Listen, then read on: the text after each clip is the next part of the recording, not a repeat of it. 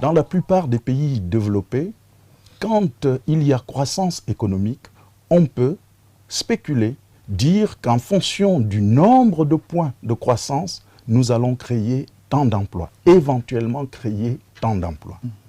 Le président Ali Bongo Ondimba, en arrivant à la magistrature suprême, a très bien compris cela.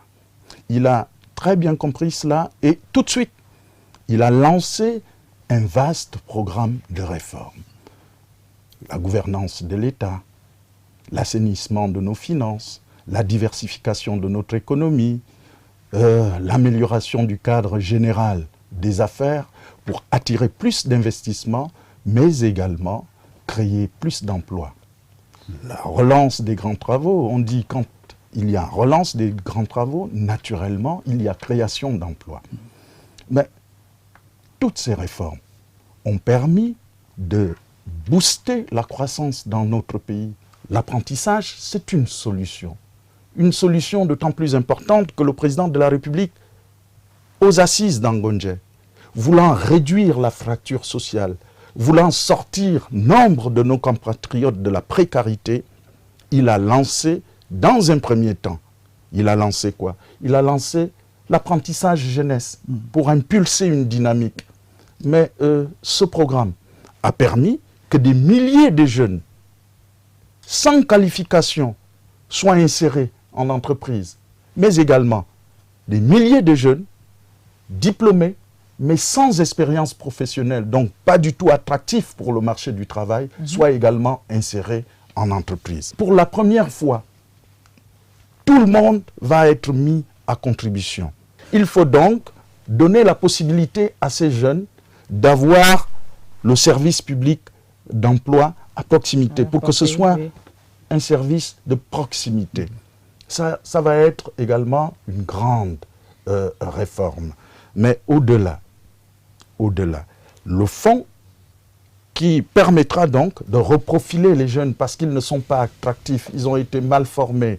Le fonds qui est donc mis en place pour le FIR, pour permettre le reprofilage de ces jeunes, sera conséquent. Le président l'a martelé à l'université. Il y aura des mesures d'accompagnement. Dans le Code du travail, la notion d'apprenti n'existait pas. Elle a été introduite. Le stagiaire, qu'est-ce qu'il fait en entreprise? Comment il est traité? Ce n'était pas encadré. Maintenant, nous avons encadré ces matières. Il en est de même de l'homologue.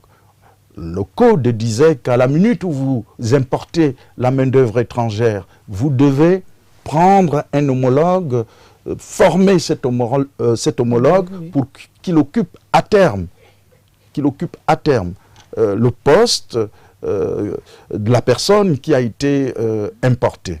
Mais le principe, la formation, elle n'était pas encadrée. Nous venons également d'encadrer la formation de l'homologue, tout autant que nous avons encadré la formation des stagiaires. Il faut que les jeunes, il faut que les demandeurs d'emploi soient responsables.